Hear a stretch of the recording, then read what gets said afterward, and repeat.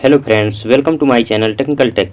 Friends, आप video full watch करिए, आपके लिए बहुत हेल्पफुल होगा। आज क्लास 6 है, जैसा कि आप देख रहे होंगे यहाँ पर 6 नंबर की क्लास है आज।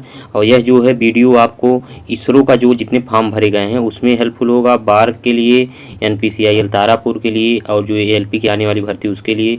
इसके बाद आपका जो है कि इंस्ट्रक्टर के पेपर होने वाले हैं। इंस्ट्रक्टर के लिए जो बिहार का इंस्ट्रक्टर रिक्वायरमेंट ओपन हो चुका है उसमें, और जो है कि DFCIL में जो है DFCIL में जो ये बहुत हेल्पफुल होगा।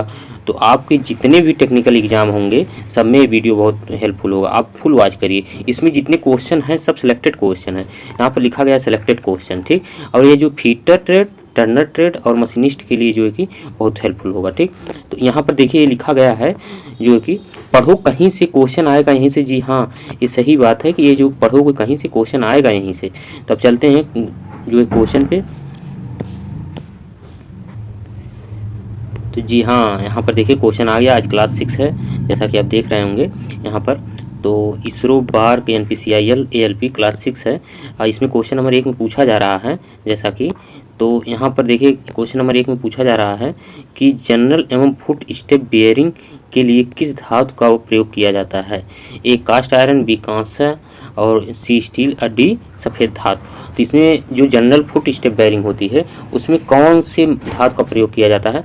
तो यह जो है किस धातु का प्रयोग किया जाता है, यह जो है कि आपका कांसा प्रयोग किया जाता है। कौन सा? कांसा। अच्छा, यह जो है कि जनरल एवं फुट स्टेप बेयरिंग जो होती है यह जो अधिक गति व अधिक भार के लिए ब्रोंज के बने होते हैं। किसके? ब्रोंज के। जो अधिक गति और अधिक भार के जो बेयरिंग होती है मतलब प्रयोग करने के लिए, वह जो है कि बेयरिंग किसकी बनी होती है? ब्रोंज की बनी होती है। अच्छा, जनरल बेयरिंग जो होती है, ये जनरल बेयरिंग जो है यह जो है कि जब दबाव शाफ्ट की धुरी के साथ हो तो साथ 90 डिग्री पे हो। जब दबाव धुरी जैसे ऐसी शाफ्ट है इसके साथ 90 डिग्री पे ऐसे दबाव हो तब वहाँ पर इसका प्रयोग होता है, ठीक। उसे जनरल बेयरिंग कहते हैं। जैसे ऐसे शाफ्ट है, यह ठीक ऐसे शाफ्ट है, मूव कर रही है यहाँ पर, ठीक। इसका दबाव यहाँ 90 डिग्री पे है, ठीक। तो इसे जनरल बेयरिंग कहते हैं, ठीक। और जो फुट स्टेप बेयरिंग है यह जो है कि 90 डिग्री पे लोड होता है। और जो फुट स्टेप बेयरिंग है, इस प्रकार के बेयरिंग का प्रयोग शाफ्ट के सिरे को सहारा देने के लिए किया जाता है, ठीक। इसे पिवट बेयरिंग भी कहते हैं। जो फुट स्टेप बेयरिंग है इसका दूसरा नाम जो है क्या है? Pivot bearing. इसका दूसरा नाम पिवट बेयरिंग है। पिवट बियरिंग, पिवट बियरिंग, ठीक। पिवट बेयरिंग कहिए चाहे बेयरिंग कहिए, ठीक। ये जो है पिवट बेयरिंग, ठीक। और ये बेयरिंग भार के अनुसार होती हैं। ये सभी बेयरिंग भार के अनुसार डिसाइड की जाती हैं। भार के अनुसार, कार के अनुसार, किस जगह पे लगाना है तो उसके अनुसार डिसाइड की जाती हैं कौन सा बेयरिंग कहाँ प्रयोग हो। तो ये जो जितनी भी बेयरिंग है ये भार के अनुसार ये ब्रोंज की बनाई जाती हैं। अत्यधिक गति व अत्यधिक भार के लिए ब्रोंज की बनाई जाती है, ठीक। अब नेक्स्ट चलते हैं। कास्ट आयरन की कहाँ बनाई जाती है? कास्ट आयरन की जहाँ सेल्फ लुब्रिकेंट के लिए बनाई जाती है, उसमें ग्रेफाइट की मात्रा ज़्यादा होती है सेल्फ लुब्रिकेंट के लिए, ठीक। अब नेक्स्ट क्वेश्चन चलते हैं।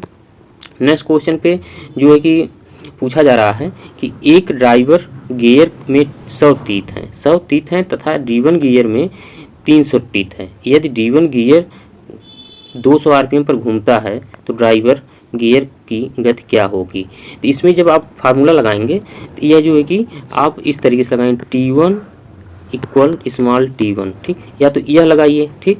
या तो जो है कि आप जो है कौन सा लगाइए, या तो N1 या T1 बराबर N2 बराबर N2 बराबर N2 इंटू T2, ठीक। ये दोनों फार्मूला सेम ही है, ठीक। चाहे ये यहाँ टी रखिए तो यहाँ स्मॉल टी रखना पड़ेगा, यहाँ कैपिटल एन रखेंगे तो यहाँ स्मॉल एन। अगर यहाँ एन है जो कि ड्राइवर गियर का तो यहाँ जो है कि D1 का होगा और इसके साथ ये जो है कि ड्राइवर का स्पीड होगी। तो इसको पक्षांतर करेंगे तो इसमें जो है कि पक्षांतर करके लगाएंगे मान रख करके। तो टी क्या है? अच्छा हाँ, टी क्या है? टी जो है कि आपका जो है टी जो है यह जो है कि T1 जो है कि ड्राइवर गियर का क्या है? तीत है। ड्राइवर गियर का तीत ये 100 है, ठीक। और जो यहाँ पर देखिए इसमें जो है अगर हम ये फार्मूला ले लें Tn बराबर स्मॉल tn, ठीक। ये फार्मूला लगाएं तो यहाँ पर जो है कि 100 टीथ है किसका? ड्राइवर गियर का, ठीक। इसके बाद इसका क्या करना है? इसका यहाँ पर दिया तथा D1 गियर में 300 टीथ है। यदि D1 गियर के RPM 200 हैं तो ड्राइवर गियर के क्या ज्ञात करना? गति। तो इसका गति दिया नहीं तो इसको x मान लेंगे, ठीक। और इसको इक्वल कर देंगे। फिर यहाँ पर स्मॉल टी दिया है तो स्मॉल टी का कितना है? इसमें D1 गियर का 300 है, टीथ है, 300 लिख देंगे। फिर इसमें D1 गियर के आरपीएम, इसका आरपीएम दिया गया कितना 200, ठीक। तो इसको जब पक्षांतर करेंगे यहीं से अगर हम कट कर दें तो यहाँ से 2 शून्य से कटा तो x बराबर कितना आ गया 600, कितना आ गया 600, क्या आ गया आरपीएम आ गया 600 आरपीएम। तो इसका आंसर क्या है 600 आरपीएम, इसका बी ऑप्शन ये सही है, ठीक। तो अब नेक्स्ट क्वेश्चन चलते हैं। नेक्स्ट क्वेश्चन पे पूछा जा रहा है 3 नंबर में कि भंगुरता को कम करने एवं मृदुता हेतु ऊष्मा अनुकूलन की प्रक्रिया को कहते हैं। भंगुरता को कम करके मृदुता हेतु ऊष्मा अनुकूलन की प्रक्रिया क्या कहते हैं? साइनाइडिंग कहते हैं, कार्बोराइजिंग कहते हैं, एनिलिंग कहते हैं, टेम्परिंग कहते हैं, क्या कहते हैं? तो इसमें क्या हो जाएगा, जब कठोर स्टील के धातु के बने होते हैं तो उसमें जब कठोर स्टील के धातु बने होते हैं तो उसमें जो है कि भंगुरता जो है कि आ जाती है, और उसके बाद उसको मृदुता में मतलब मुलायम करने के लिए कौन सी विधि अपनाई जाती है, तो वही क्वेश्चन पूछा जाता है। तो वह जो है कि पूछा जा रहा है तो यह जो है कि एनिलिंग होगा, एनिलिंग। अब कुछ लोग टेम्परिंग लगाएंगे, टेम्परिंग नहीं होगा, इसलिए कि टेम्परिंग जो होती है टफनेस को बढ़ाई जाती है। क्या बढ़ाई जाती है? टफनेस को। टेम्परिंग जो हार्डनिंग के बाद होती है टफनेस को बढ़ाने के लिए की जाती है टेम्परिंग, ठीक।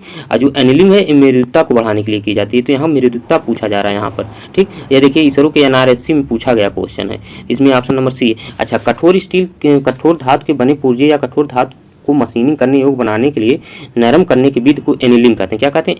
एनिलिंग। अच्छा, एनिलिंग किसमें की जाती है? तो एनिलिंग जो है किसमें की जाती है? यह जो है कि आपको एनिलिंग भट्ठी में की जाती है। किसमें? भट्ठी में। और बुझे हुए चूने, रेत, उपलों की राख में ठंडा करते हैं इसको, ठीक, और उसमें ठंडा करते हैं। और जो इसमें डी ऑप्शन टफनेस है, इसमें देखिए इसमें भंगुरता को दूर करने के लिए स्टील को मार्टन हाइट स्ट्रक्चर को टूरा साइट स्ट्रक्चर में बदलने की विधि को टेम्परिंग कहते हैं। तो उसको इस टूरा साइट स्ट्रक्चर में बदलेंगे तो ये क्या हो जाएगा? टफनेस हो जाएगा, ठीक। इसमें टफनेस का गुण बढ़ जाएगा, तो इसी क्या कहते हैं? टेम्परिंग कहते हैं। तो यह जो कि टफनेस मतलब उसमें टाइटपन आ जाएगा। और जो मृदुता है वो एनिलिंग के लिए की जाती है, ठीक। तो वो किसमें की जाती है? भट्ठी में उपलों की राख में रख कर की जाती है, बुझे हुए चूने में, रेत या उपलों की राख में, ठीक। अब नेक्स्ट क्वेश्चन चलते हैं। नेक्स्ट में पूछा जा रहा है 4 नंबर में कि कटिंग या कास्टिंग के दौरान अनियमितता या खामी के कारण पर्वत या घाटी एवं घाटी का निर्माण को क्या कहते हैं? कटिंग या कास्टिंग के दौरान अनियमितता या खामी के कारण पर्वत एवं घाटी का निर्माण को क्या कहते हैं? रफनेस कहते हैं कि स्मूथनेस कहते हैं, हार्डनेस कहते हैं, टफनेस कहते हैं, क्या कहते हैं? तो यह जो है कि किससे? सरफेस फिनिशिंग सरफेस लेसन से आया हुआ क्वेश्चन है। ये भी देखिए इस रूम पूछा गया इस डेट में, ठीक है। यह जो NRSC कहाँ है? यह हैदराबाद में। कहाँ है? हैदराबाद में है, हैदराबाद में, ठीक। और यह जो है कि इसरो का यूनिट है। ये इसमें जो क्वेश्चन आया हुआ है तो इसमें कौन सा ऑप्शन सही है? इसमें ए ऑप्शन सही है। जब ऐसे ऊंची नीची घाटी होती हैं, जब बनी होती हैं, इसी को पूछ रहा है, इसको क्या कहते हैं? तो रफनेस कहते हैं। क्या कहते हैं? इसको रफनेस कहते हैं, ठीक। अच्छा, जब एक घाटी ऐसे ऐसे रहेगी तो इसको स्मूथनेस कहते हैं। ये बराबर देखिए यहाँ से यहाँ तक है, तो यह जो कि स्मूथनेस है। तो यहाँ पर कह रहा कास्टिंग या कटिंग या कास्टिंग के दौरान अनियमितता या खामी के कारण पर्वत एवं घाटी, क्या कह रहा है? पर्वत एवं घाटी। तो पर्वत मतलब बहुत ऊंचा, तो यहाँ देखिए ऊंचा जा रहा है, फिर जो एवं घाटी जब नीचे आ जा रहा है तब इसको क्या कहते हैं? तो रफनेस कहते हैं, ठीक। और जो स्मूथनेस है, स्मूथनेस में क्या होता है? पर्वत एवं घाटी बराबर होती है, यहाँ ऐसे होते हैं एकदम बराबर पे, ठीक। तो इसको क्या कहते हैं? इसको कहते हैं स्मूथनेस कहते हैं। हार्डनेस आप जान ही रहे हैं, टफनेस जान ही रहे हैं, इसमें ये ऑप्शन सही है। अब नेक्स्ट क्वेश्चन चलते हैं। नेक्स्ट क्वेश्चन पूछा जा रहा है कि यदि ग्राइंडिंग व्हील का व्यास 200 RPM है और वह 3500 जो है इसमें, यह जो है कि यदि ग्राइंडिंग व्हील का व्यास 200 mm है, व्यास 200 mm है और वह 3500 RPM पर घूमता है, तो मीटर प्रति मिनट में उसकी गति ज्ञात करें। पाई बराबर 22/7 दिया गया, ठीक। ये भी देखिए इस रूम पूछा गया है, ठीक। तो इसको जब सॉल्व करेंगे तो इसका आंसर 2200 आएगा। अब कैसे सॉल्व करेंगे? देखिए कटिंग स्पीड, आपको फार्मूला पता है, कटिंग स्पीड बराबर क्या होता है? पाई DN/1000। क्या होता है? 1000। अच्छा, यहाँ पर जो कटिंग स्पीड, यहाँ पर ग्राइंडिंग का व्यास कितना दिया गया है? 200, और वह जो है कि RPM पे घूम रहा है, N का मान दिया गया क्या? 3500, ठीक। 1000 है, 22/7 आप पाई का मान जानते हैं। तो इसको सॉल्व करते हैं तो देखिए यहाँ पर कैसे, तो यहाँ पर जो है कि यह हो जाएगा 22/7, ठीक, गुणे, ठीक, यह जो है कि 200 गुणे यहाँ पर 200, ठीक, 200 इंटू 3500, ठीक, अपान 1000, क्या? 1000, ठीक। तो यह जो है कि 1 शून्य इधर, 1 शून्य इधर, 1 शून्य इधर, ये सब तीनों शून्य यहाँ से कट गए। ये 7 × 25 35, तो अब इसको गुणा करेंगे, कितना आया 22 बचा है, 20 बचा है और 5 बचा है। तो 20 25 कितना हो जाएगा 100। अच्छा 22 में अगर 100 का गुणा करेंगे, 100 का गुणा करेंगे तो कितना आएगा, यहाँ पर 100 का गुणा करेंगे कितना आएगा 2200 आएगा। कितना आएगा 2200। तो इसका ऑप्शन नंबर बी सही है। ठीक, अब नेक्स्ट क्वेश्चन चलते हैं। नेक्स्ट क्वेश्चन पूछा जा रहा है 6 नंबर क्वेश्चन पे कि निम्न में से किस पार्ट के बिना लेथ पर टाइपिंग, ड्रिलिंग, रीमिंग एवं बोरिंग प्रचालन नहीं किए जा सकते। Tool post, cross slide, compound, tailstock किसके द्वारा जो है कि नहीं किए जा सकते। यहाँ पर पूछा जा रहा है क्वेश्चन नंबर 6 में कि निम्न में से किस पार्ट के बिना लेथ पर टाइपिंग, ड्रिलिंग, रीमिंग एवं बोरिंग प्रचालन नहीं किए जा सकते। किस मतलब स्लाइड, कंपाउंड और टेलीस्टाक। तो देखिए हेड स्टॉक में देखिए यहाँ फिगर भी हम दिखाए हैं, यहाँ जैसा कि आपको फिगर भी दिखाया गया है। तो देखिए यहाँ फिगर जो है ये देखिए फोर्जा चक है। ठीक, इसमें ए सिलिंड्रिकल जाप बना हुआ है। ठीक, अच्छा यहाँ सिलिंड्रिकल जाप बना हुआ है। ये देखिए यहाँ पर ये ड्रिल चक है, ड्रिल चक है। ठीक, इसमें क्या कर रहा है, सेंट्रल ड्रिल से जो है कि ड्रिलिंग किया जा रहा है। सेंट्रल ड्रिल यहाँ पर बना हुआ है ड्रिल चक में। ये ड्रिल चक किसमें क्लैंप है, ये जो है कि आपका टेलीस्टाक में है। किसमें, टेलीस्टाक में, ड्रिल चक विथ टेपर सैंक। ठीक, तो यह जो किसमें है, यहाँ पर टेलीस्टाक। टेलीस्टाक के सहारे क्या हो रहा है, ड्रिलिंग की जा रही है। तो वही यहाँ पर पूछा जा रहा है कि किसके द्वारा नहीं की जा सकती। यहाँ बोरिंग, रीमिंग प्रचालन किसके द्वारा नहीं की जा सकती, तो टेलीस्टाक के द्वारा नहीं की जा सकती। मतलब यहाँ पर किए जा सकते हैं, टाइपिंग, ड्रिलिंग, रीमिंग एवं बोरिंग प्रचालन नहीं किए जा सकते। किसके बिना नहीं किए जा सकते, तो यहाँ पर किसके बिना नहीं किए जा सकते, मतलब वह यह टेलीस्टाक नहीं रहेगा तो नहीं हो पाएगा, ये भी है। तभी यहाँ पर पूछा जा रहा है प्रचालन नहीं किए जा सकते, नहीं किए जा सकते। किसके बिना नहीं किए जा सकते, टेलीस्टाक के। टेलीस्टाक अनिवार्य, टेलीस्टाक में ड्रिल, बोरिंग, रीमिंग और जो है कि इसमें टाइपिंग क्लेम किया जाता है, यहाँ पर लगाए जाते हैं टेलीस्टाक के यहाँ पर। और जाप किस में होते हैं, हेड स्टाक के, ये जो कि स्पेंडल में जो चक के बीच में बने होते हैं। ठीक, तो आपको इतना समझ में आया होगा, इसका ऑप्शन नंबर डी सही। अब नेक्स्ट क्वेश्चन चलते हैं। अच्छा यहाँ पर जो है इसमें जो है कि एक जो टेलीस्टाक है, यह इस टेलीस्टाक का मुख्य कार्य है टर्न किए जाने वाले कार्य को ठोस आधार प्रदान करना। इसकी बॉडी ढलवा लोहे की बनी होती है। ठीक, ये जो टेलीस्टाक है इसकी बॉडी किसकी बनी होती है, ढलवा लोहा मतलब कास्ट आयरन की बनी होती है। ठीक, ये जाप को सहारा देता है, लेकिन ये जो उसके अलावा जो है ड्रिलिंग करने के लिए भी इसका प्रयोग किया जाता है। ड्रिलिंग, टाइपिंग, रीमिंग के लिए भी इसका प्रयोग किया जाता है। तो नेक्स्ट क्वेश्चन चलते हैं। नेक्स्ट क्वेश्चन पे यहाँ पूछा जा रहा है कि लेथ की कैच प्लेट को क्या कहते हैं। लेथ की कैच प्लेट को क्या कहते हैं, तो लेथ की कैच प्लेट ड्राइविंग प्लेट कहते हैं कि फिक्स प्लेट कहते हैं, वर्गाकार प्लेट कहते हैं, चतुर्भुजाकार प्लेट कहते हैं, कौन सा प्लेट कहते हैं, तो ड्राइविंग प्लेट कहते हैं। कौन सा, इसका ए ऑप्शन नंबर सही है, ड्राइविंग प्लेट। यह कैसा होता है, तो ड्राइविंग प्लेट कुछ इस आकार में होता है। देखिए आप लोग, इस आकार में ऐसे होता है। ठीक, ऐसे होता है। और एक और आता है ड्राइविंग प्लेट, ऐसे होता है, यहाँ पर एक पॉइंट निकला हुआ होता है। ठीक, और इसी में क्या होता है, ड्राइविंग प्लेट में बेंड टेल लगाए जाते हैं। कौन सा, बेंड टेल, स्ट्रेट टेल, ये सब लगाए जाते हैं। ठीक, इस आकार में होता है। यह किसके बने होते हैं, ढलवा लोहा का गोलाकार प्लेट होता है।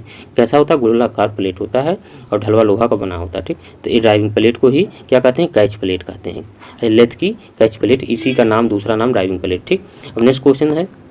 नेक्स्ट क्वेश्चन पे जो है कि क्या पूछा जा रहा है, बेहतर पकड़ के लिए जाप की सतह पर टेढ़ी या वर्गाकार क्षेपण रेखाओं को उकेरने को क्या कहते हैं।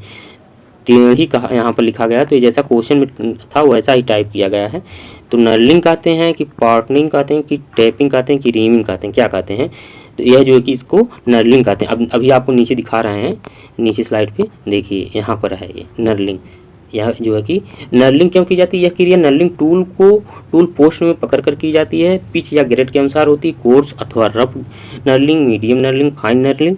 और जो पार्टिंग होती है, अभी बताते हैं पार्टिंग क्या है। तो नर्लिंग को पहले देखते हैं। तो यहाँ देखिए यह जो है डायमंड नर्लिंग है। कौन सी है, डायमंड नर्लिंग। ठीक, डायमंड नर्लिंग की गई है।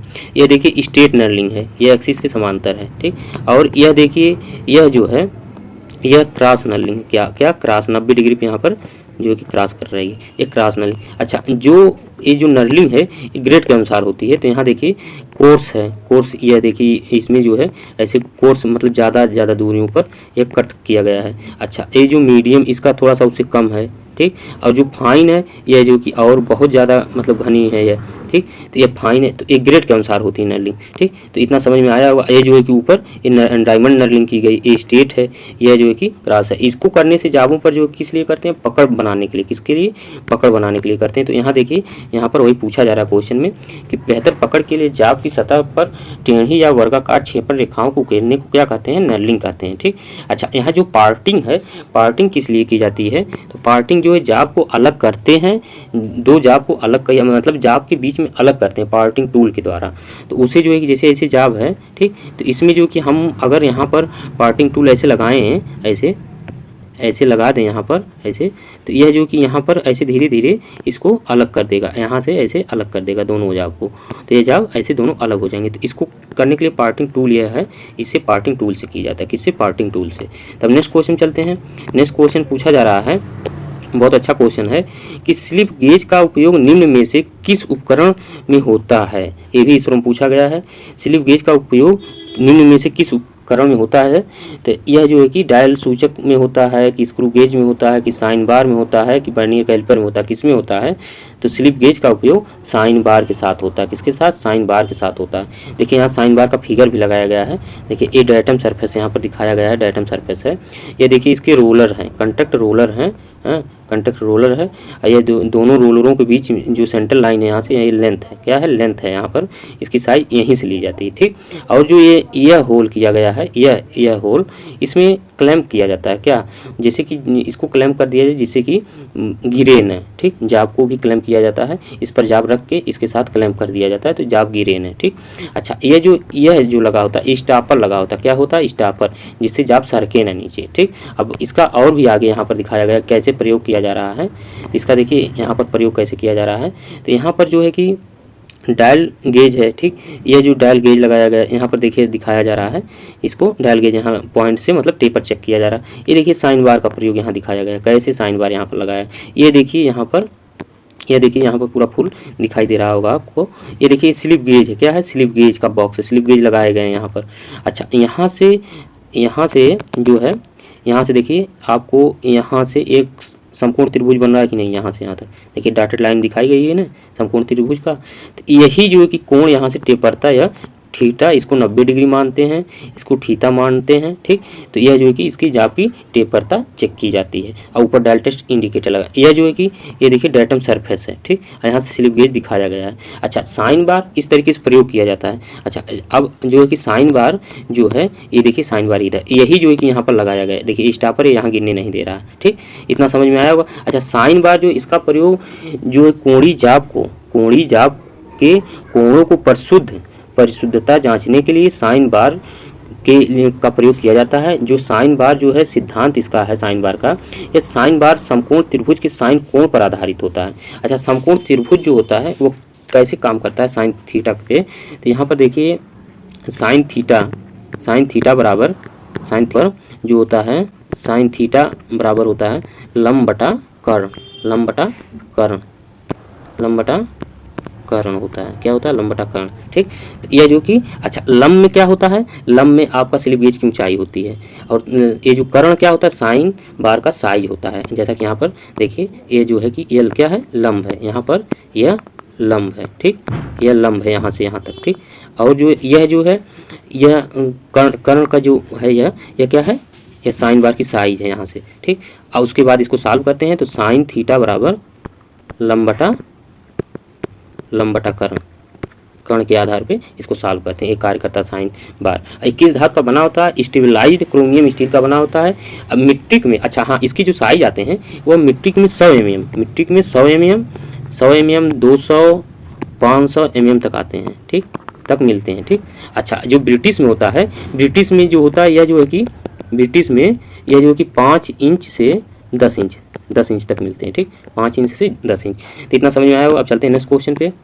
नेक्स्ट क्वेश्चन पूछा जा रहा है 10 नंबर में कि एक जाब से टूटे हुए टैप के निकास के लिए निम्न में से किस पद्धति का उपयोग किया जाता है? जाब से, एक जाब से यहाँ पूछा जा रहा है, जाब से टूटे हुए टैप के निकास के लिए किस पद्धति का प्रयोग किया जाता है? टैप निष्कर्षक पद्धति का, नोज प्लायर पद्धति का, हैमर का, उपयुक्त सभी। इसमें ऑप्शन नंबर डी, तीनों का इस्तेमाल किया जाता है। इसके अलावा दो ऑप्शन और रहते हैं, एनिलिंग द्वारा भी किया जाता है और जो है कि एसिड द्वारा भी किया जाता है। तो इसमें जो है कि 5 तरीके से टूटे हुए टैप को निकाला जाता है। तो इसमें 3 ऑप्शन दिए गए हैं, तो तीनों ये सही है। ठीक, अब नेक्स्ट क्वेश्चन है पे चलते हैं।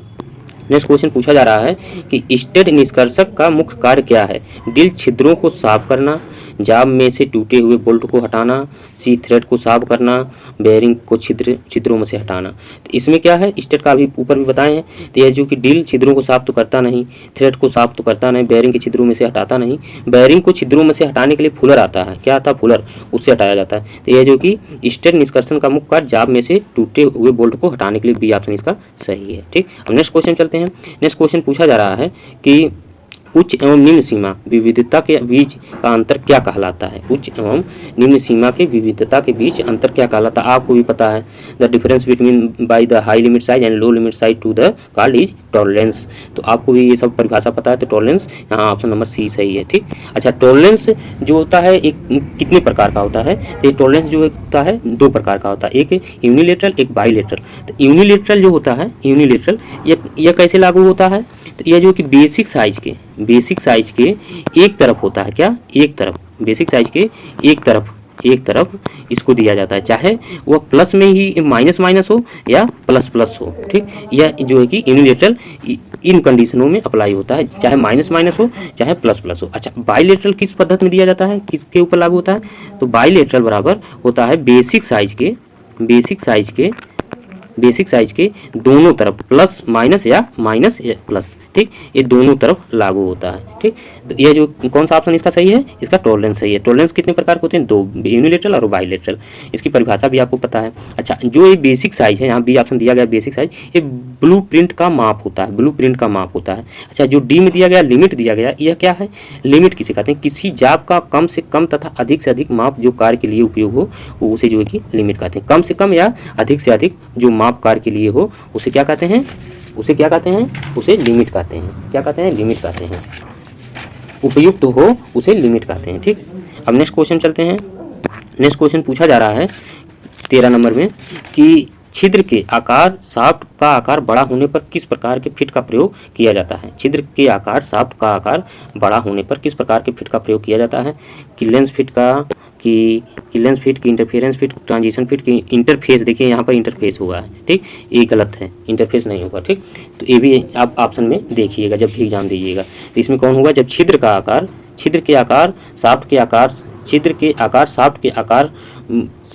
बड़ा, छिद्र के आकार शाफ्ट का आकार बड़ा होने पर किस प्रकार फिट आती है? तो छिद्र का आकार जो है छोटा है किससे? शाफ्ट के मुताबिक।